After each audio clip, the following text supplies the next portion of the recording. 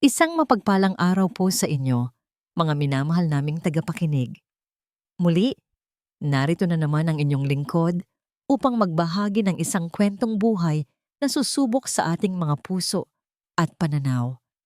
Sinasabi nila na ang tunay na yaman ay hindi nasusukat sa dami ng pera, kundi sa busilak ng kalooban.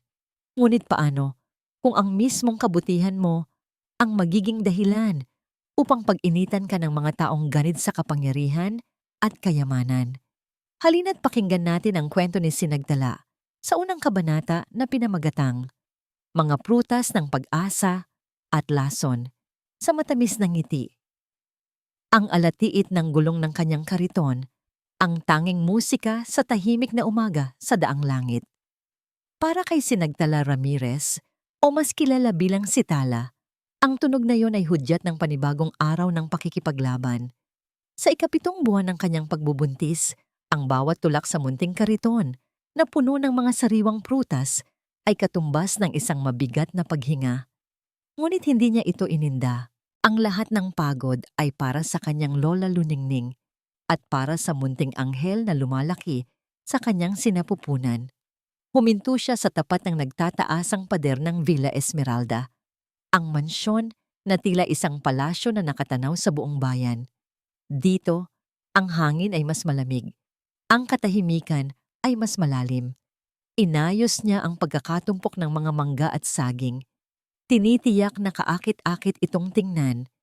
Ito ang kanyang pwesto sa araw-araw.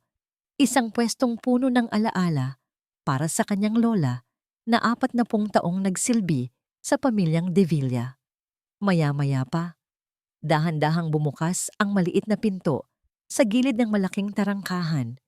Iniluwanyo ng isang matandang lalaki na nakasuot ng puting kamisa at itim na pantalon, si Don Anselmo de Villa.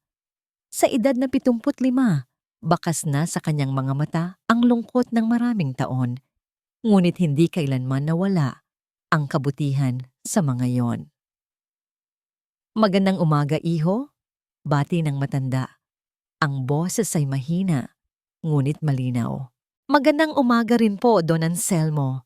Magalang na sagot ni Tala, kasabay ng isang maliit na ngiti. Kamusta po ang pakiramdam ninyo? Mabuti naman. Salamat sa Diyos, sabi nito habang papalapit. Ang mga mata nito ay bumaba sa kanyang tiyan. At kamusta naman ang magiging apo ko sa iyong sinapupunan? Napangiti ng malapad si Tala at hinaplos ang kanyang tiyan. Ang tawag na apo ng matanda ay laging nagdudulot ng kakaibang init sa kanyang puso. Malikot po, Don Anselmo, tila po naghahanda na siyang lumabas. Mabuting yan. Kailangan niyang maging malakas. Kumuha ng isang supot ang matanda at siya na mismo ang namili ng ilang pirasong mangga at saging. Inabot niya ang bayad kay Tala, isang lukot na 1,000 piso. Naku, Don Anselmo, sobra-sobra po ito. Wala po akong panukli. Nahihiyang sabi ni Tala. Huwag mo nang isipin ang sukli, sabi ng matanda. At marahan niyang isinara ang mga daliri ni Tala upang hawakan ng pera. Para iyan, sa gatas ng aking apo, huwag mong pababayaan ang iyong sarili. Bago pa man makasagot si Tala, isang boses na matamis, ngunit may talim ang maririnig mula sa likuran ni Don Anselmo. Mahal, narito ka lang pala. Kanina pa kita hinahanap. Sabay silang napalingon. Nakatayo roon si Amaris Montero de Villa, ang pangalawang asawa ni Don Anselmo. Nakasuot ito ng isang mamahaling seda na bestida at ang halimuyak ng kanyang pabango ay tila sumasakop sa buong paligid.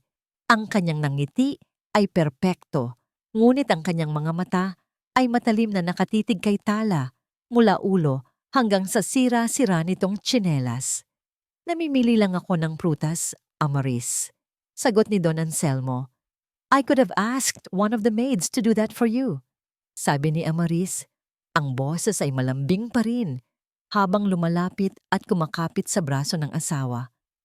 Hindi mo kailangang pagurin ang sarili mo.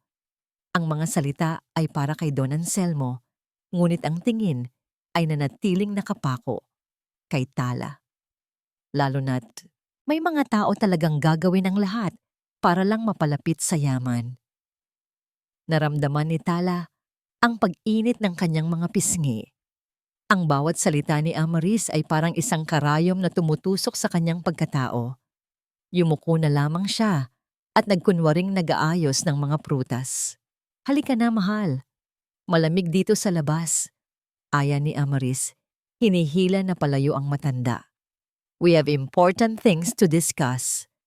Tumango si Don Anselmo at nagpaalam kay Tala sa pamamagitan ng isang tingin.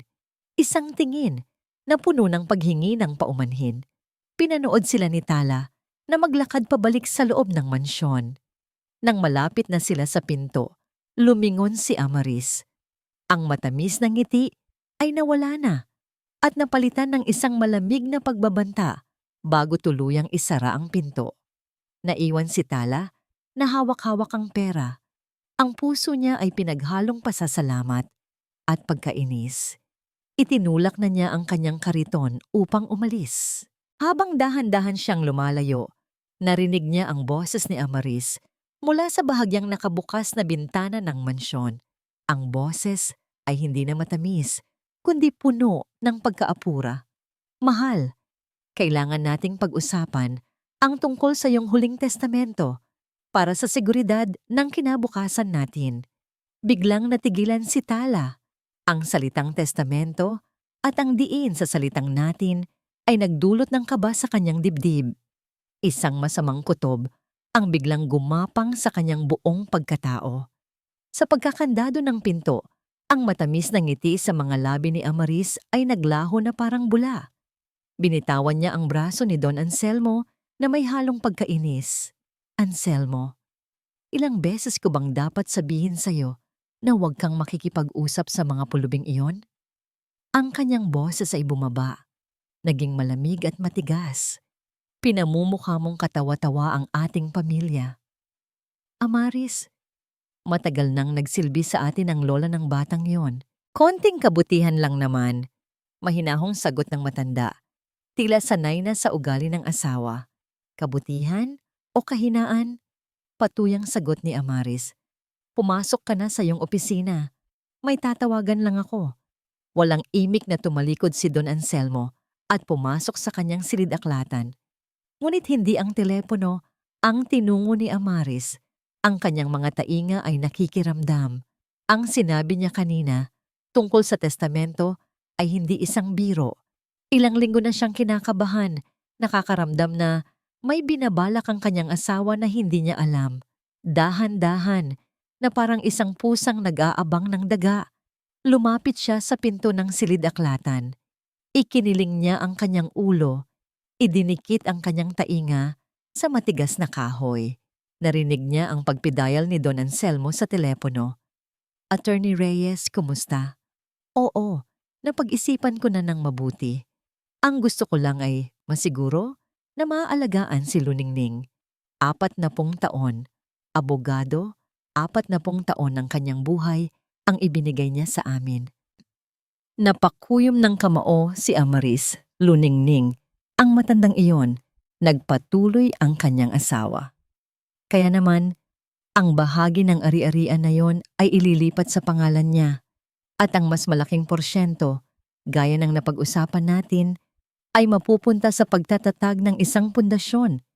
Isang pundasyon para sa mga matatanda at inabandonang kasambahay. Hindi makahinga si Amaris. Ang bawat salita ay parang suntok sa kanyang sikmura. Si Amaris, mayroon na siyang sapat. Ang bahay na ito, ang mga alahas. Sapat na yon para sa kanya. Ang mahalaga ay ang legasiya na iiwan ko. Sapat na? Ang salitang yon ay umalingaw-ngaw sa loob ng kanyang isipan. Biglang nagbalik sa kanya ang mga alaala na pilit niyang ibinabaon sa limot araw-araw. Ang amoy ng putik sa kanilang barong-barong, ang mga butas sa kanilang bubong tuwing umuulan, ang pangungutya ng mga kalaro dahil sa kanyang mga tagpi-tagping damit, ang gutom, ang walang katapusang gutom. Ipinangako niya sa sarili niya noon na hinding-hindi na siya babalik sa buhay na yon. At tinupad niya iyon. Ginamit niya ang kanyang ganda at talino para paibigin ang biyudong si Don Anselmo. Tiniis niya ang mga tingin ng mapanghusgang alta sosyedad. Ibinigay niya ang lahat. Para ano? Para ipamigay lang ng kanyang asawa ang pinaghirapan niya sa isang matandang utusan at sa mga pulubing katulad niya noon? Hindi. Hindi maari. Lumayo siya sa pinto. Ang kanyang paghinga ay mabilis at mababaw. Naglakad siya patungo sa salamin sa pasilyo. Tinitigan niya ang kanyang refleksyon. Isang babaeng balot sa karangyaan, mula sa hikaw na diamante hanggang sa sapatos na may tatak. Hinaplos niya ang kanyang leeg na may kwintas na perlas. Ito ang buhay niya. Ito ang pinaghirapan niya. Walang sino man ang may karapatang bawiin ito sa kanya. Ngunit sa likod ng lahat ng iyon, nakita niya sa kanyang mga mata ang isang bagay na kinatatakutan niya. Ang anino ng batang si Amaris na gutom at desperado. Ang galit at takot ay nagsanib sa loob niya at naging isang malamig at matigas na desisyon. Hindi na niya kayang maghintay sa natural na pagpanaw ng matanda. Kailangan na niyang kumilos. Kailangan niyang tiyakin na ang testamentong iyon ay hindi na mapipirmahan. Isang ideya ang biglang pumasok sa kanyang isip. Ang daang langit. Isang daan na palikuliko at mapanganib. Isang perpektong lugar para sa isang aksidente.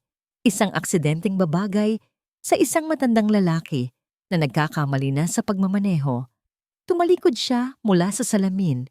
Ang kanyang mukha ay wala ng emosyon. Naglakad siya ng may tiyak na mga hakbang, hindi patungo sa kusina o sa hardin, kundi sa direksyon ng garahe. Sa loob ng madilim at tahimik na garahe, kinuha niya ang isang maliit na toolbox.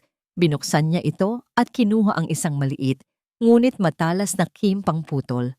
Ang malamig na bakal ay tila nagbigay ng lakas sa kanyang mga nanginginig na kamay.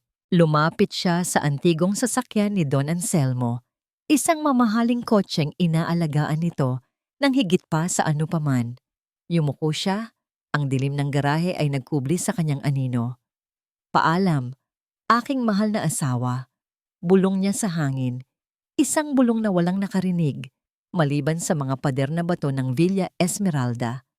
Oras na para magpahinga. Ang init ng araw ay nagsisimula ng magpaalam at napapalitan na ng malamig na dampi ng hangin mula sa kabundukan. Matapos maubos ang kanyang paninda, itinulak ni Tala ang kanyang kariton pauwi sa Baryo Himlayan. Ngunit bago tuluyang umuwi, may kailangan muna siyang gawin. Malapit sa Villa Esmeralda ay may isang bakanteng lote na tinutubuan ng mga ligaw na halaman. Dito madalas kumukuha si Tala ng dahon ng sambong para sa kanyang lola luningning na madalas sumpungin ng pananakit ng likod. Itinabi niya ang kanyang kariton sa gilid ng daan at maingat na pumasok sa masukal na bahagi.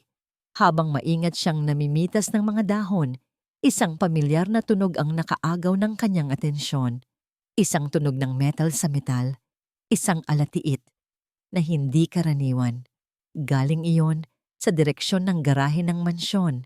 Dahil sa kuryosidad at sa hindi maipaliwanag na kaba, dahan-dahan siyang lumapit, ginamit ang malalaking halaman bilang panakip. Sumilip siya sa maliit na siwang sa pagitan ng mga dahon mula sa kanyang kinatatayuan. Tanaw niya ang likurang bahagi ng garahe. Ang pinto nito ay bahagyang nakabukas at sa dilim sa loob, naaninag niya ang isang anino, isang babaeng nakayuko malapit sa gulong ng antigong sasakyan ni Don Anselmo. Hindi niya makita ng malinaw ang mukha, ngunit pamilyar sa kanya ang hubog ng katawan at ang suot nitong bestida. Si Amaris, ano ang ginagawa niya roon? Luwi-huy, abala at tila may itinatago. May hawak itong isang bagay na kumikinang saglit ng tamaan ng papalubog na sikat ng araw. Maya-maya pa ay may narinig siyang isang mahinang click na sinundan ng mabilis na pagtayo nito. Hindi niya nakita ng eksakto kung ano ang ginawa nito. Pero ang paraan ng pagkilos ni Amaris, ang pagiging palihim, ang mabilis na pagsulyap sa paligid, bago isara ang pinto ng garahe, ay nagtanim ng pagdududa sa isipan ni Tala. Mayroong mali. Isang bagay na lubhang mapanganib. Mabilis na umatras si Tala, nagtago sa likod ng mas makapal na halamanan. Ang kanyang puso ay dumadagundong sa kanyang dibdib. Pinilit niyang pakalmahin ang sarili. Baka naman nag-aayos lang siya. O baka may kinukuha lang, ngunit hindi siya mapanatag ng sarili niyang mga dahilan. Ilang sandali pa, bumukas ang pangunahing pinto ng mansyon. Lumabas si Don Anselmo, bihis na para sa isang lakad. Sumunod si Amaris. Ang muka ay muling nababalutan ng isang matamis at mapagmahal naman na ngiti. "Mahal, sigurado ka bang gusto mong magmaneho?" Narinig ni Tala na sabi ni Amaris. Ang boses ay puno ng pag-aalala. "Bakit hindi na lang si Mang Jun ang maghatid sa'yo? Kaya ko pa, Amaris. Gusto ko lang magpahangin." Ang pagmamaneho sa daang langit tuwing takip silim ay nakakakalma. Sagot ni Don Anselmo. Ang boses ay may halong pananabik. "Kung yan ang gusto mo," sabi ni Amaris. Iniabot niya ang susi sa asawa. "Mag-iingat ka, mahal ko. Hintayin kita sa ating hapunan." Hinalikan niya ito sa pisngi. Isang halik na kung titingnan ay puno ng pagmamahal. Ngunit para kay Tala, na nakasaksi sa ginawa nito sa garahe, ang halik na yon ay tila halik ni Judas. Ang lambing sa boses nito ay parang laso na nakabalot sa pulot. Sumakay si Don Anselmo sa sasakyan. Nag-umpisa ang makina. Ang tunog nito ay umalingaw-ngaw sa katahimikan ng paligid. Kumaway si Amaris, habang ang sasakyan ay dahan-dahang gumulong palabas ng tarangkahan. Nakatayo lang si Tala sa kanyang pinagtataguan, hindi makagalaw. Pinanood niya ang sasakyan na lumiko at magsimulang bumaybay sa paunang bahagi ng daang langit. Isang banayad na dalisdis pababa. Ngunit habang pinanonood niya ito, napansin niya ang isang bagay na nagpatindig ng lahat ng balahibo sa kanyang katawan. Ang sasakyan ay hindi bumabagal. Sa halip, ito ay bumibilis. Isang pagbilis na hindi natural. Nakita niya ang paulit-ulit na pag-ilaw ng brake lights sa likuran ng kotse, ngunit wala itong epekto. Bumabaybay ito sa dalisdis ng mas mabilis at mas mabilis. Ang tibok ng puso ni Tala ay tila huminto. Naintindihan na niya. Ano man ang ginawa ni Amaris kanina, iyon ang dahilan. Ang preno. Sinira niya ang preno. At ngayon, si Don Anselmo ay papalapit na sa unang matarik at palikong bahagi ng daang langit, sakay ng isang sasakyang wala ng preno. Isang segundo. Iyon lang ang itinagal ng pagkabigla ni Tala. Sa sandaling ang katotohanan ay tumagos sa kanyang isipan, walang pag-aalinlangan, walang takot, tanging isang desperadong pangangailangan na kumilos. Binitawan niya ang mga dahon ng sambong na hawak niya. Hindi na niya inalintana ang kariton ng prutas o ang pagod sa kanyang katawan. Ang tanging nakikita niya ay ang rumaragasang sasakyan ni Don Anselmo, isang bakal na kabaong na malapit nang mahulog sa bingit ng kamatayan. "Don Anselmo!" Ang sigaw niya ay malakas, puno ng takot, ngunit kinain lang ito ng papalubog na araw at ng malawak na kalupaan. Walang nakarinig. Tumakbo siya. Itinakbo niya ang lahat ng kanyang lakas, palabas ng halamanan at papunta sa kalsada. Ang bawat hakbang ay mabigat. Ang kanyang sinapupunan ay tila humihila sa kanya pababa, ngunit hindi siya nagpatinag. Ang imahe ng mabait na matanda na nag-abot sa kanya ng pera para sa gatas ng kanyang apo ang nagtulak sa kanyang mga paa. Ang manipis na ulap na karaniwang bumabalot sa daang langit tuwing dapit hapon ay nagsisimula ng kumapal. Nilalamon ang papalayong sasakyan. Ngunit naririnig pa rin ni Tala ang tunog nito. Isang tunog na nakakatakot. Ang alatiit ng mga gulong na pilit kumakapit sa aspalto, sinasabayan ng ugong ng makinang walang kontrol. "Tulong! May disgrasya!" Sigaw niya ulit.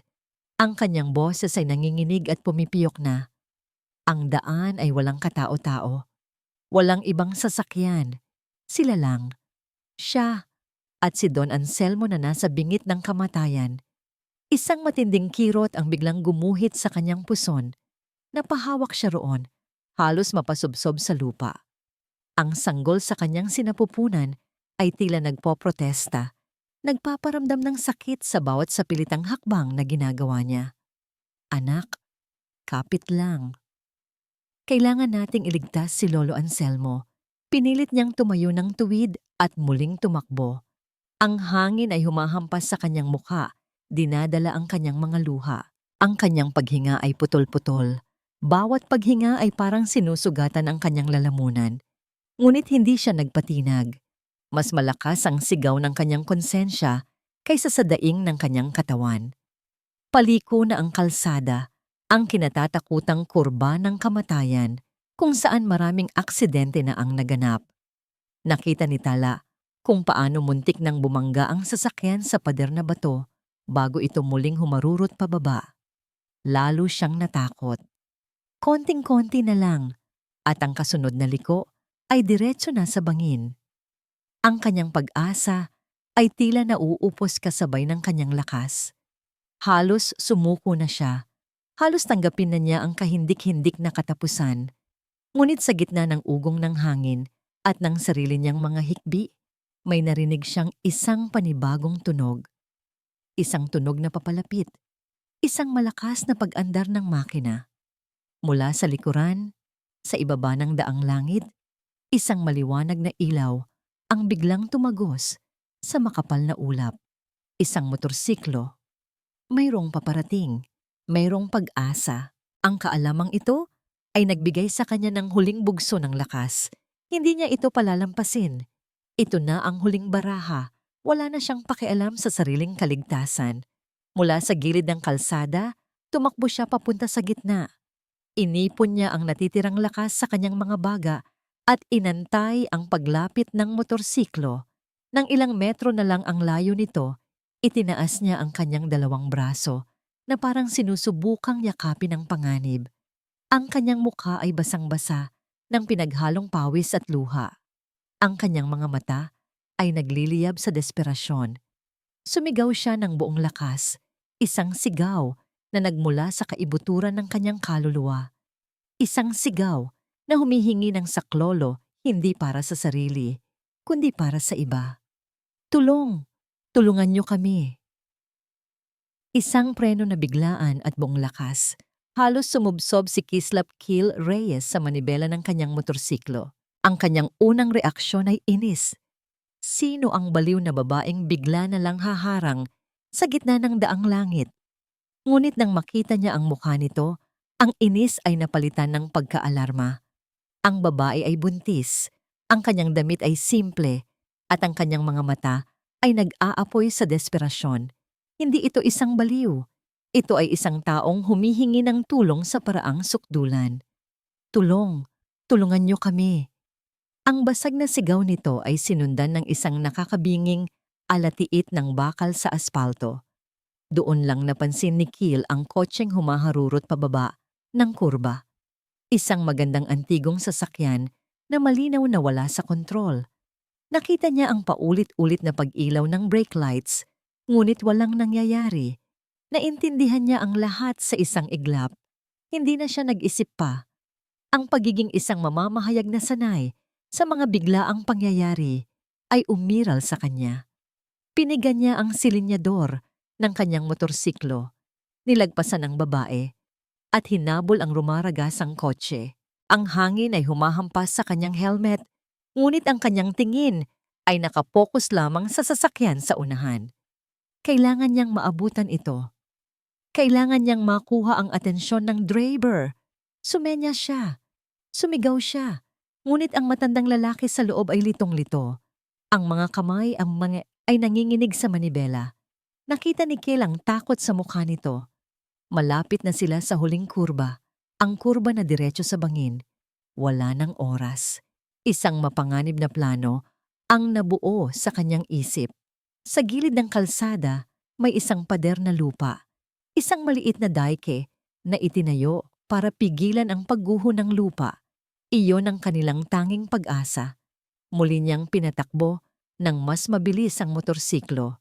Inilagay niya ang sarili sa pagitan ng kotse at ng bangin. Sumigaw siya ng buong lakas. Giray mo sa kaliwa, sa lupa. Hindi niya alam kung narinig siya ng matanda o kung ito ay dahil na rin sa desperasyon, ngunit dahan-dahang gumiray ang kotse pakaliwa. Inantay ni Kiel ang perpektong tiyempo. Nang malapit na sila sa pader na lupa, mabilis niyang pinreno ang kanyang motor at ginamit ito para itulak ang tagiliran ng kotse. Isang maniobrang natutunan niya sa panunood ng mga action films. Nagkaroon ng isang nakakayanig na pagbangga. Nagtilapon ng alikabok at mga bato. Ang kotse ay sumampa sa pader na lupa. Umararo rito ng ilang metro. At sa wakas, huminto. Natahimik ang lahat. Ang tunog na lang na naririnig ni Kiel ay ang mabilis na kabog ng sarili niyang dibdib. Napatingin siya sa gilid. Ang harap ng kotse ay nakalawit na. Ilang pulgada na lang mula sa bangin. Nakaligtas sila. Bumaba siya sa kanyang motor. Nanginginig ang mga tuhod. Nakita niya ang babaeng buntis na papalapit. Humihingal. At pagkatapos, na parang isang manikang pinutulan ng tali. Bigla na lang itong bumagsak sa lupa. Walang malay. Susugod na sana si Kiel para tulungan ito ng isang itim na SUV ang humarurot at huminto sa kanilang likuran. Bumukas ang pinto at bumaba si Amaris de Villa.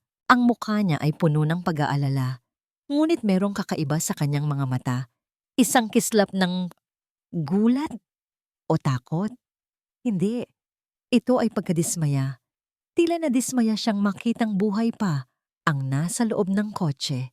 Mahal! Anselmo! Anong nangyari? Sigaw ni Amaris. Tumakbo siya patungo sa bintana ng kotse. Ang kanyang pag-arte ay walang kapintasan. Nang masigurong nanginginig lang, ngunit ligtas ang kanyang asawa, ang mga mata ni Amaris ay muling napunta sa nakahandusay na si Tala. Ang pag-aalala sa kanyang muka ay biglang napalitan ng isang anyo ng matinding galit. Itinuro niya ang walang malay na babae. Ang kanyang daliri ay nanginginig. Siya! Sinadya niya ito. Ang sigaw niya ay matinis at puno ng akusasyon, sapat na para marinig ng iilang motorista na nagsimula ng huminto dahil sa komosyon. Natigilan si Kiel. Ano? Teka lang, misis. Mali kayo. Ngunit hindi nakinig si Amaris. Ang kanyang mga mata ay nag-aapoy. Nakita ko siya. Nagtatago sa may halamanan. Tinangka niyang patayin ang asawa ko. Pulis! Tawagin niyo ang pulis! Hindi totoo yan! Sigaw ni Kiel. Lumapit siya para ipagtanggol si Tala. Kung hindi dahil sa kanya, patay na ang asawa niyo. Siya ang nagligtas sa kanya. Siya ang humarang sa akin para humingi ng tulong. Sinungaling! Isa kang kasabwat! Ganti ni Amaris. Ang kanyang boses ay umaalingaw-ngaw na sa buong paligid. Gusto ninyong magnakaw. Gusto ninyong makakuha ng pera mula sa amin. Ang eksena ay naging magulo. Ang mga usisero ay nagkukumpulan na at hindi nagtagal. Ang tunog ng sirena ng pulis ay nagsimulang marinig mula sa malayo papalapit ng papalapit. Pagdating ng mga pulis, si Amaris ang unang sumalubong sa kanila. Gamit ang kanyang katayuan at ang kanyang naghihisterikal na pag-arte, ibinuhos niya ang lahat ng kasinungalingan. Ako si Amaris de Villa. Hulihin niyo ang babaeng yan. At ang lalaking ito. Tinangka nilang patayin ang asawa ko. Walang salitang lumabas sa kanyang bibig. Ang bayani ng daang langit, sa isang iglap, ay naging isang salarin sa mata ng lahat. At habang isinasakay siya sa sasakyan ng pulis, ang huling nakita niya ay ang malamig at mapanagumpay na ngiti sa mga labi ni Amaris. Ang amoy ng alikabok at lumang bakal ang sumalubong kay Tala. Ang malamig na simento ng sahig ay gumapang sa kanyang balat. Ang tanging liwanag ay nagmumula sa isang bumbilyang nakasabit sa kisame na nagbibigay ng isang malungkot at madilaw na ilaw sa maliit na selda. Nasaan siya?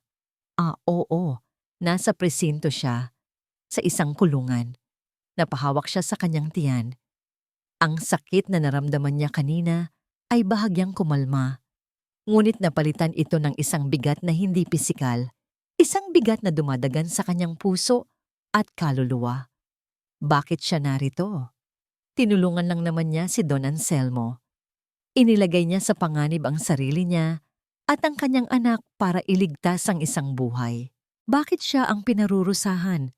Ang mga salita ni Amaris ay paulit-ulit na tumatakbo sa kanyang isipan. Sinadya niya ito. Tinangka niyang patayin ang asawa ko. Ang mga salitang iyon, puno ng kamandag at kasinungalingan, ay mas masakit pa kaysa sa anumang sampal. Paano nagawang baliktarin ng isang tao ang katotohanan ng ganoon kadali? Dahil ba mayaman ito? Dahil ba siya ay si Ginang de Villa? At siya lang si Tala. Isang nagtitinda ng prutas, isang mahirap na walang pangalan. Bumukas ang rehas na bakal at pumasok ang isang pulis na may dalang isang folder. Umupo ito sa tapat niya. Sinagtala Ramirez, sabi ng pulis. Ang boses ay walang emosyon. Ayon sa testimonya ni Ginang Amaris de Villa, matagal ka na raw may galit sa kanilang pamilya dahil sa pagpapatalsik sa iyong lola. Nakita kanyang nagtatago malapit sa kanilang garahe bago ang insidente. At ayon sa kanya, tinangka mong harangin ang sasakyan para magdulot ng aksidente, marahil para makakuha ng pera mula sa kanila. Hindi makapaniwala si Tala sa kanyang naririnig. Ang bawat kasinungalingan ay perpektong pinagtagpi-tagpi para siya ang magmukhang masama. Hindi po totoo yan, sabi niya. Ang kanyang boses ay mahina at nanginginig. Nakita ko po si Ginang de Villa sa garahe, malapit sa gulong. At bakit ka naman namin paniniwalaan? Putol ng pulis. Ikaw o ang asawa ng biktima? May ebidensya ka ba? Umiling si Tala. Anong ebidensya ang maipapakita niya? Ang salita lang niya. Ang salita ng isang mahirap laban sa salita ng isang mayaman. Wala po. Pero nagsasabi po ako ng totoo. Ang lalaki pong nakamotor. Siya po ang saksi ko. Tinulungan niya po ako. Ang lalaking iyon ay kasalukuyan ding iniimbestigahan bilang posibleng kasabwat mo. Malamig na sagot ng pulis. Gumuho ang mundo ni Tala. Maging ang tanging taong nakakita sa katotohanan ay idinadamay sa kasinungalingan. Wala na. Wala nang pag-asa. Yumuko na lang siya. At ang mga luhang kanina pa niya pinipigilan ay sunod-sunod nang pumatak sa maruming sahig. Niyakap niya ang kanyang sarili. Sinusubukang protektahan ang kanyang anak mula sa lamig ng selda at sa kalupitan ng mundo sa labas. Naalala niya ang kanyang lola Luningning. Ano na kaya ang nangyayari dito? Sino ang mag-aalaga dito ngayong gabi? Ang isiping nag-iisa at nag-aalala. Ang kanyang lola ay mas nagpadurog sa kanyang puso. Naramdaman niya ang paggalaw ng sanggol sa kanyang sinapupunan. Isang marahang sipa. Tila nagpaparamdam ito, nagtatanong kung ano ang nangyayari. Hinaplos niya ang kanyang tiyan. Anak, patawarin mo si nanay. Bulong niya sa pagitan ng mga hikbi. Hindi ko alam kung paano tayo makakaalis dito.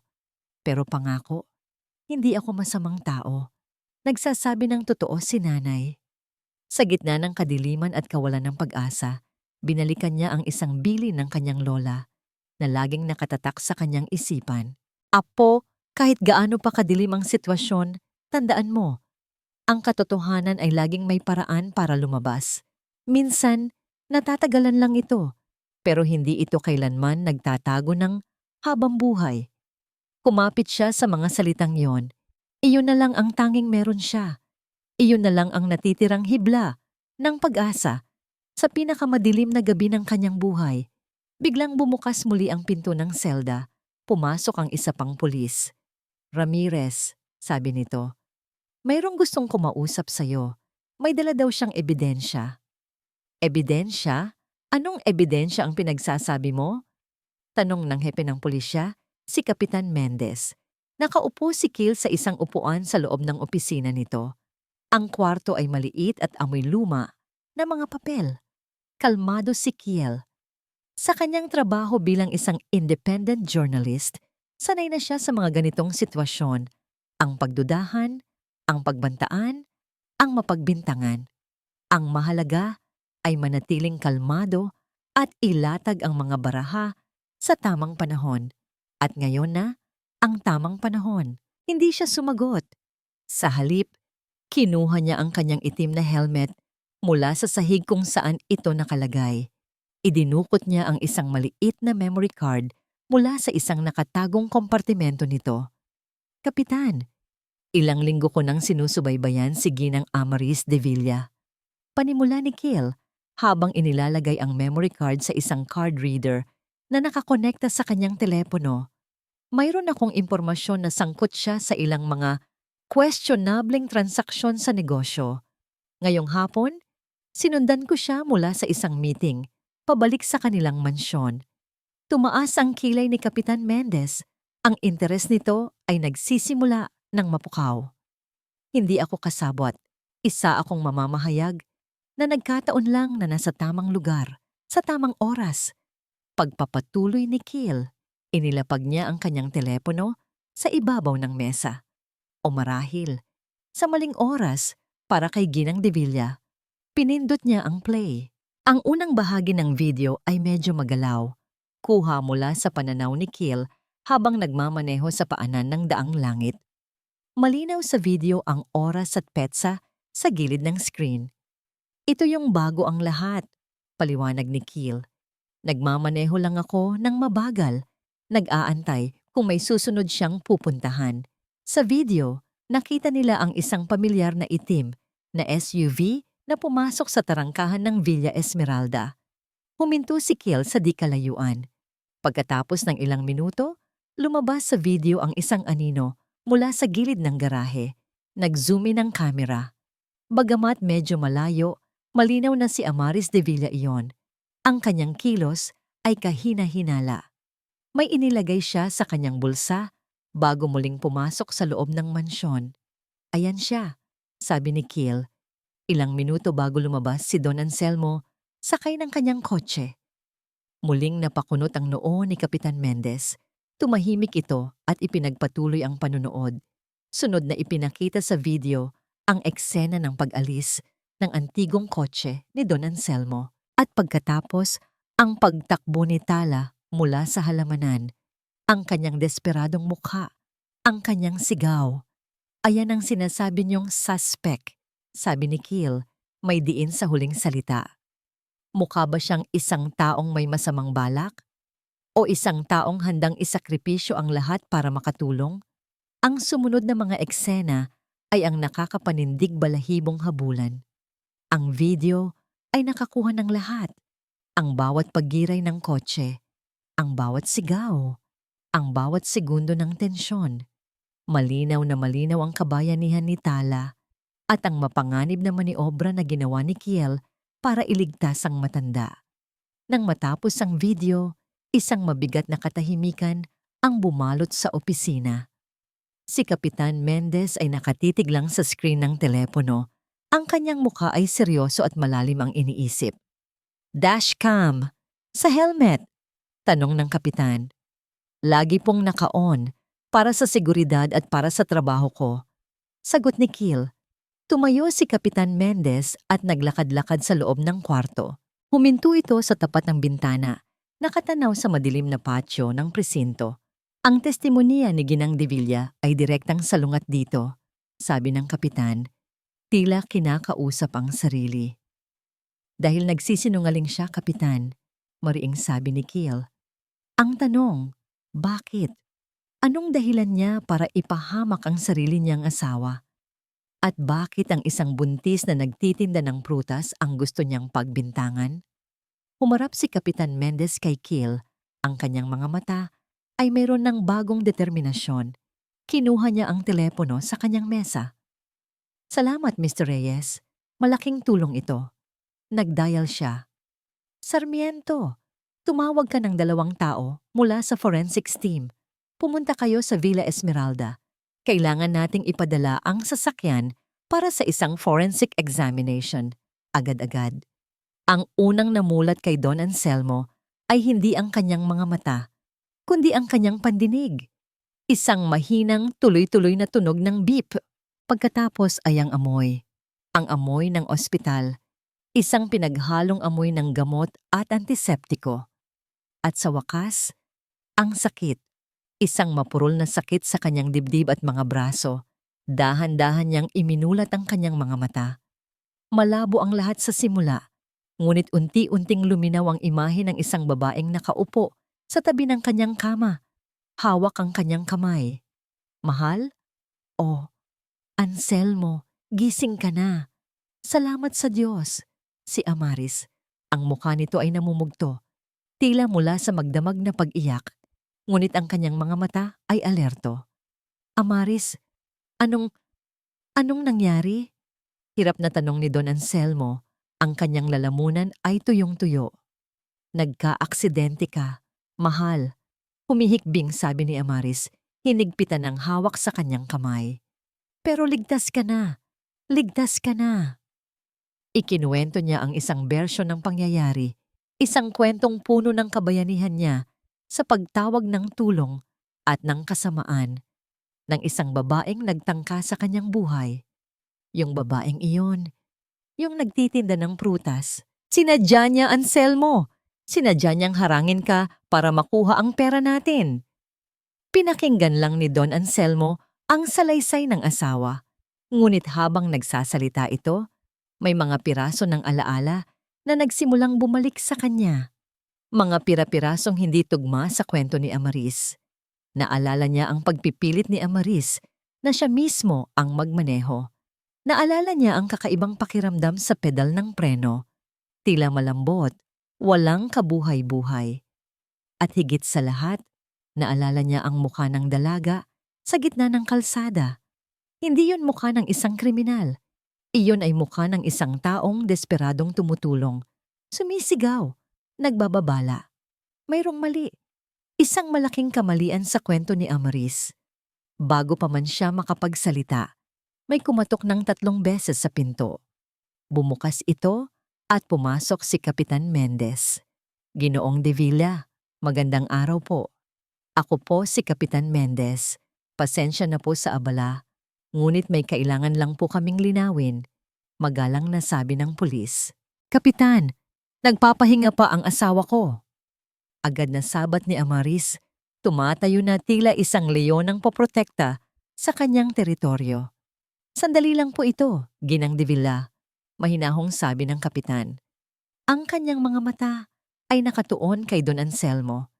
Ginang de Villa, maaari po ba naming makausap ng pribado si Ginoong de Villa? Mayroon lang po kaming ipapakitang mahalagang ebidensya. Pero kapitan, Amaris, putol ni Don Anselmo, ang kanyang boses ay mahina, ngunit may awtoridad. Hayaan mo sila. Lumabas ka muna. Nag-aalangang tumingin si Amaris sa asawa at sa pulis bago napipilitang lumabas ng kwarto. Nang magsara ang pinto, ang katahimikan ay naging mabigat. Lumapit si Kapitan Mendez. Ginoo, pasensya na po ulit. Ngunit kailangan niyo po itong makita. Kinuha ng kapitan ang isang tablet mula sa kanyang kasama. May pinindot ito at iniabot kay Don Anselmo. Ito po ang video na kuha mula sa dashcam ng lalaking nakamotor, si Mr. Kislap Reyes. Ginalaw ni Don Anselmo ang kanyang nanghihinang kamay para hawakan ang tablet. Pinanood niya ang video. Nakita niya ang lahat. Nakita niya ang kabayanihan ni Tala, ang pagtakbo nito, ang pagsigaw, ang pagharang sa motor. Utang niya ang kanyang buhay sa dalagang iyon.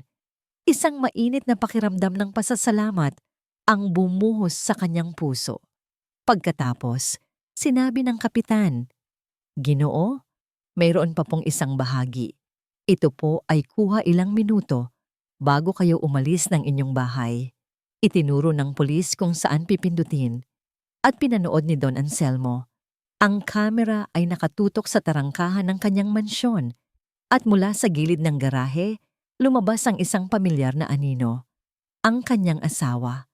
Ang babaeng pinakasalan niya para maging kasama sa kanyang pagtanda. Si Amaris kumikilos na parang isang magnanakaw sa sarili nilang tahanan. Nabitawan ni Don Anselmo ang tablet. Bumagsak ito sa kanyang kumot. Ang lahat ay nag-ugnay-ugnay na. Ang pagpipilit ni Amaris, ang malambot na preno, ang pagsisinungaling nito, ang pagbabaliktad sa kwento. Isang matinding sakit, mas matindi pa kaysa sa sakit mula sa aksidente ang tumagos sa kanyang puso. Isang sakit ng kataksilan. Siya ay naging bulag dahil sa kalungkutan at ang kabaitan niya ay sinuklian ng isang tangkang pagpatay. Bumukas ang pinto. Pumasok muli si Amaris. Ang kanyang nangiti ay pilit. Tapos na ba kayo, Kapitan? Kailangan ng magpahinga ng asawa ko. Tumingin si Don Anselmo sa kanya. Sa isang iglap, tila tumanda siya ng 10 taon. Ang kanyang mga mata, wala na ang dating pagtingin na puno ng pagmamahal. Napalitan iyon ng isang bagay na malamig at basag. Naramdaman ni Amaris ang pagbabago sa hangin. Mahal, may problema ba? Nanginginig ang boses ni Don Anselmo nang magsalita ito. Isang boses na basag dahil sa pighati. Amaris, anong ginawa mo? Ang tanong ni Don Anselmo ay tumama kay Amaris na parang isang malakas na sampal. Amaris, anong ginawa mo? Hindi ito isang tanong ng kuryosidad. Ito ay isang hatol. Maamahal? Anong ibig mong sabihin? Nagsimulang manginig ang mga labi ni Amaris. Ang kanyang husay sa pag-arte ay biglang nawala. Wala akong ginagawa. Ang babaeng iyon, huwag mong banggitin ang pangalan niya. Putol ni Don Anselmo. Ang boses ay mahina pa rin, ngunit nag-uumapaw sa awtoridad na matagal nang hindi naririnig ni Amaris. Huwag na huwag mong dudungisan ang pangalan ng taong nagligtas sa aking buhay. Pumasok sa kwarto ang isa pang pulis at may ibinulong kay Kapitan Mendez. Tumango ang kapitan at humarap sa kanila. Ginoong De Villa, Ginang De Villa, kararating lang ng resulta mula sa forensics team. Seryosong sabi ng kapitan. Ang brake line ng inyong sasakyan ay sadyang pinutol. Hindi ito aksidente. Mayroong gumamit ng isang matalas na kagamitan para sirain ito. Bumagsak ang balikat ni Amaris. Bawat salita ng pulis ay isang pako na ibinabaon sa kanyang kabaong. Nawala na. Tapos na ang laro. Ngunit hindi siya sumuko. Ang isang hayop na nasukol sa isang kanto ay lalaban hanggang sa huli. Nakita niyo na. Sigaw niya. Ang kanyang tingin ay galit na ipinukol kay Don Anselmo. Sinabi ko na sa inyo, ang babaeng iyon. Siya ang may gawa niyan. Isang hamak na magpuprutas na may galit sa atin. Tama na, Amaris. Ang boses ni Don Anselmo ay pagod na. Pagod na sa mga kasinungalingan. Nakita ko ang video. Nakita ko ang lahat. Video? Anong video? Natigilan si Amaris. Ang video ng kabayanihan ni Tala. Sagot ni Don Anselmo. At ang video mo sa labas ng garahe. Sa isang iglap, nawalan ng kulay ang mukha ni Amaris. Video. May nakakuha ng video. Ang isang maliit na pagkakamali ay ang siyang sumira sa kanyang perpektong plano. Doon na siya sumabog. Ang lahat ng pinigilang galit, takot at pagkasuklam ay bumulwak na parang isang bulkan. Oo, ako nga, ako ang gumawa niyon. Umamin siya. Ang kanyang sigaw ay umaling-awngaw sa loob ng silid at dapat lang sa'yo yan. Pagkatapos ng lahat ng ginawa ko para sa'yo. Pagkatapos kong tiisin ang pangungutya ng mga tao dahil pinakasalan kita, isang matandang hukluban. Pagkatapos kong alagaan ka, ipamimigay mo lang ang lahat ng pinaghirapan ko sa isang matandang katulong at sa mga pulubing tulad niya? Hindi mo pinaghirapan ang yaman ko, Amaris. Malamig na sagot ni Don Anselmo. Ginamit mo lang ako. Ginamit? O sadyang naging tanga ka lang dahil sa kalungkutan mo? Tumawa siya ng walang galak. Ginusto mo ito, Anselmo. At ako? Ayoko nang bumalik sa hirap. Ayoko nang maging basura na tinatapakan lang ng lahat. Karapatan kong makuha ang yaman na yon. Karapatan ko.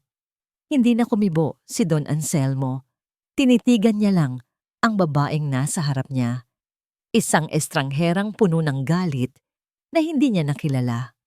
Isinenyas niya ang kanyang kamay sa isang abogadong tahimik na nakatayo sa isang sulok ng kwarto. Nakadarating lang kasama ng mga pulis. Attorney Reyes, simulan mo na ang proseso, utos niya. Annulment, at siguraduhin mong wala siyang makukuha kahit isang sentimo. Walang hiya ka? Sigaw ni Amarais. Susugurin na sana niya ang kama, ngunit mabilis siyang napigilan ng mga pulis. Ginang de Villa, sumama po kayo sa amin. Mahinahong sabi ni Kapitan Mendez habang ipinapakita ang isang warrant. Kayo po ay inaaresto sa kasong attempted murder. Habang pinoposasan ang kanyang mga kamay, nagpatuloy sa pagwawala si Amaris. Siya ang reyna ng Villa Esmeralda ay itinuturing na isang hamak na kriminal. Inilabas siya ng mga pulis mula sa silid. Sa pasilyo, naghihintay si Natala at Aling Luningning kasama si Kiel. Kadarating lang nila, ipinatawag ng kapitan para opisyal na linisin ang pangalan ni Tala. Nagkasalubong ang kanilang mga mata. Ang mga mata ni Amaris ay puno ng apoy at sukdulan na pagkamuhi, isang pagkamuhing nakatutok kay Tala, ang hamak na magpuprutas na siyang sumira sa lahat. Ang mga mata naman ni Tala ay salamin ng pagod, kalituhan at awa. Sa kabila ng lahat ng ginawa sa kanya, nakaramdam siya ng awa para sa babaeng binalot ng sarili nitong kasakiman. Walang salitang namutawi. Isang tinginan lang na nagsasabi ng lahat. Pagkatapos, kinaladkad na ng mga pulis si Amaris palayo. Ang kanyang mga sigaw ay unti-unting humina habang sila ay papalayo sa pasilyo, hanggang sa ang tanging natira na lang ay ang nakabibinging katahimikan ng katarungan. Ang pinto ng silid sa ospital ay muling bumukas, ngunit sa pagkakataong ito, hindi ito mga pulis o abogado ang pumasok. Sina Tala at Aling Luningning na inaalalayan ni Kiel ang dahan-dahang humakbang papasok. Nakatayo si Kapitan Mendez sa gilid. Ginoong de Villa, sabi nito. Malinis na po ang pangalan ni Binibining Ramirez. Opisyal na po siyang pinalaya. Salamat, Kapitan. Maraming salamat sa lahat, sabi ni Don Anselmo. Ang kanyang mga mata ay nakatuon kina Tala. Nagpaalam ang mga pulis na iwan sa silid ang katahimikang puno ng mga emosyon na hindi masabi. Si Kiel, sa pag-unawa na ito ay isang pribadong sandali, ay tumangulang kay Tala at sinabing, "Maghihintay ako sa labas." Lumapit si Aling Luningning sa kama. Ang kanyang mga mata ay puno ng luha. Senyorito Anselmo, bulong niya gamit ang tawag na nakasanayan niya sa loob ng 40 taon. Kamusta na po kayo? Luningning, sabi ni Don Anselmo. Isang ngiti ng tunay na pagsisisi ang gumuhit sa kanyang mga labi. Patawarin mo ako. Patawarin mo ako sa lahat ng hirap na idinulot sa inyo ng aking pamilya. Wala po iyon, senyorito. Ang mahalaga po ay ligtas kayo. Umiiyak na sagot ng matanda. Ang tingin ni Don Anselmo ay bumaling kay Tala, na tahimik na nakatayo sa likod ng kanyang lola. At ikaw, Hiha? Hirap siyang bumangon ng kaunti.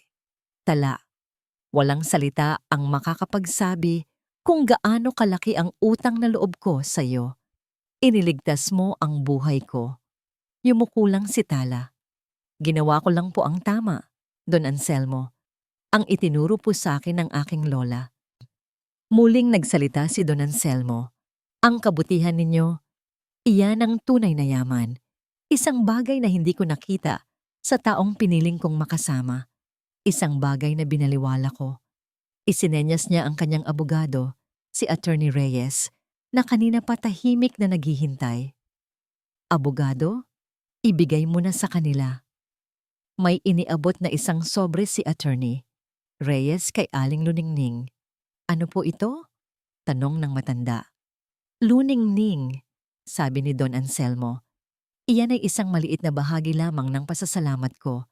Isang halaga para sa iyong pagreretiro para hindi mo na kailangang mag-alala pa sa ano paman. Ituring mo itong bayad sa 40 taon ng iyong katapatan. Isang bayad na matagal ko nang dapat ibinigay. Nanginginig na binuksan ni Aling Luningning ang sobre. Ang nakita niya sa loob, isang tseke na may napakalaking halaga ay nagpaluha sa kanya ng husto. Hindi dahil sa pera, kundi dahil sa wakas, ang kanyang serbisyo ay nabigyan ng pagkilala. At para sa iyo, Tala, pagpapatuloy ni Don Anselmo, alam kong tatanggihan mo ang anumang pera para sa iyong sarili. Masyado kang mabuting tao, kaya naman, iba ang naisip ko. Tumingin ang abogado kay Tala. Binibini Ramirez, nakasaad sa Bagong Testamento ni Don Anselmo na ang inyong hindi pa isinisilang na anak ay pangangalagaan ng isang trust fund. Sasagutin nito ang lahat ng kanyang pangangailangan, pag-aaral, kalusugan, hanggang sa kanyang pagtanda. Natigilan si Tala, ang kinabukasan ng kanyang anak, ang bagay na pinaka-pinag-aalala niya sa lahat. Pero ang pinakamahalaga sa lahat, sabi ni Don Anselmo, ang kanyang boses ay nagkaroon ng bagong lakas. Ang malaking bahagi ng aking yaman ay hindi na mapupunta sa kung sino-sino. Gagamitin ko ito para itatag ang Luningning Foundation, isang pundasyon na tutulong sa mga kasambahay na tumanda na sa serbisyo, mga taong inabandona at walang matakbuhan. Ito ang magiging legasiya ko, isang legasiyang naging posible dahil sa inyo. Hindi makapagsalita si Tala. Ang lahat ng nangyari, ang takot, ang sakit, ang kawalan ng pag-asa ay tila naglaho at napalitan ng isang pakiramdam ng labis na pasasalamat. Tumingin siya sa kanyang lola na ngayon ay nakangiti na sa gitna ng pag-iyak. Salamat po, Don Anselmo. Maraming pong salamat. Iyon lang ang tanging niyang nasabi. Ako ang dapat magpasalamat sa inyo, sagot ng matanda. Sa sandaling iyon, isang bagay ang naramdaman ni Tala sa kanyang sinapupunan. Hindi ito sakit, hindi ito protesta, ito ay isang sipa, isang malakas at malinaw na sipa. Ang unang beses na naramdaman niya ito ng ganito kalinaw. Tila ang kanyang anak ay nakikinig at nagpaparamdam ng sarili nitong kagalakan. Napahawak siya sa kanyang tiyan at sa kauna-unahang pagkakataon sa loob ng 24 na oras, isang tunay at payapang ngiti ang sumilay sa kanyang mga labi. Ang bagong buhay ay magsisimula na. Lumipas ang ilang buwan. Ang malamig na simoy ng hangin sa daang langit ay napalitan ng init ng bagong pag-asa. Ang kwento ng babaeng buntis na nagligtas sa isang milyonaryo at nagbunyag ng isang madilim na kataksilan ay kumalat sa buong bayan. Ngunit gaya ng lahat ng balita, unti-unti rin itong humupa at naging isang alamat na lamang. Isang hapon, sa maliit na bahay sa Baryo Himlayan, isang malakas na iyak ng sanggol ang pumuno sa hangin. Iniluwal ni Tala ang isang malusog at napakagwapong batang lalaki. Sa basbas ni Don Anselmo, pinangalanan niya itong Anselmo bilang pagkilala sa pangalawang buhay na ibinigay sa kanila ng matanda. Hindi sila lumipat sa isang mansyon, hindi sila bumili ng mga mamahaling gamit. Ang perang natanggap ni Aling Luningning ay ginamit nila para ipaayos ang kanilang munting bahay, gawin itong mas matatag at komportable. Nagtayo rin si Tala ng isang maliit ngunit maayos na pwesto ng prutas sa palengke ng bayan. Hindi na sa gilid ng kalsada, ang kanyang mga suki ay dumarami. Hindi lang dahil sa sariwa niyang paninda, kundi dahil sa respeto at paghanga nila sa kanyang katatagan. Ang Luningning Foundation ay opisyal na inilunsad. Sa tulong ni Kil Reyes, na naging matalik na kaibigan ng pamilya, ang kwento ng pundasyon ay naisa publiko. Maraming mga donasyon ang dumating Naging isa itong kanlungan para sa mga matatandang kasambahay na wala ng pamilyang mag-aaruga. Isang lugar kung saan ang kanilang mga huling taon ay puno ng dignidad at pagmamahal. Si Don Anselmo ay tuluyan ng gumaling, ngunit pinili niyang iwan ang malamig na pader ng Villa Esmeralda. Ibinenta niya ito. Ang kanyang mga araw ay mas madalas na ginugugol sa isang silyang tumba-tumba sa beranda ng bahay ni Natala.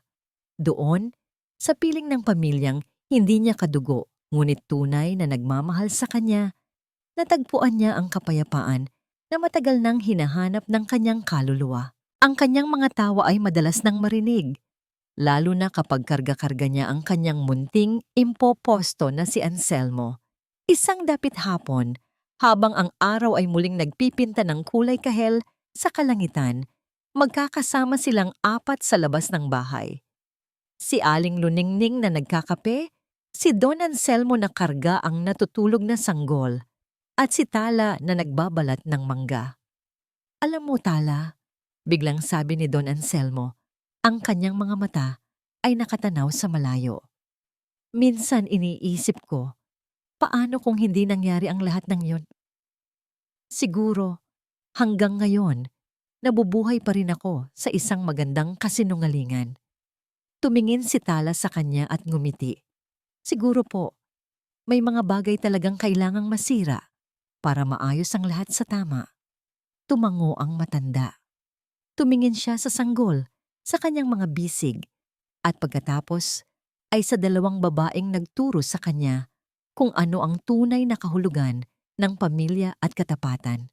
Hindi sila naging mayaman sa paraang inaasahan ng mundo. Walang mga kotse, walang mga alahas, walang mga party sa mansyon, ngunit ang kanilang yaman ay higit pa roon. Ito ay ang yaman ng kapayapaan ng loob, ng respeto ng komunidad, at ng pagmamahal na hindi nabibili ng pera. Ito ang kanilang ani. Ang aning itinanim mula sa mga butil ng kabutihan. Isang ani na mas matamis pa sa pinakamatamis na prutas na kanilang itininda. At dito po nagtatapos ang ating kwento. Isang paalala na sa buhay, hindi natin laging makukuha ang hustisya sa paraang inaasahan natin. Minsan, ito ay dumarating hindi sa anyo ng paghihiganti, kundi sa anyo ng kapayapaan at paghilom. Ang tunay na tagumpay ay hindi ang pagbagsak ng kaaway, kundi ang pagtayo mo ng may dignidad matapos ang lahat ng pagsubok. Maraming salamat po sa inyong pakikinig at pagsama sa amin sa paglalakbay na ito. Ano pong masasabi ninyo sa kwento ni Tala? At anong uri ng mga kwento ang gusto ninyong marinig sa susunod? I-comment nyo lang po sa ibaba. Hindi dito nagtatapos ang ating paglalakbay. Marami pa pong kwentong kasing ganda at mas puno ng aral dito sa aming channel. Kung nagustuhan nyo ang kwentong ito, i-like, i-share sa pamilya at mga kaibigan, at mag-subscribe na rin para lagi kayong updated sa mga susunod pa naming kwento. I-click nyo ang notification bell para kayo ang unang makarinig kapag may bago kaming upload. Pagpalain po kayo ng Panginoon, kayo at ang inyong buong pamilya. Hanggang sa muli.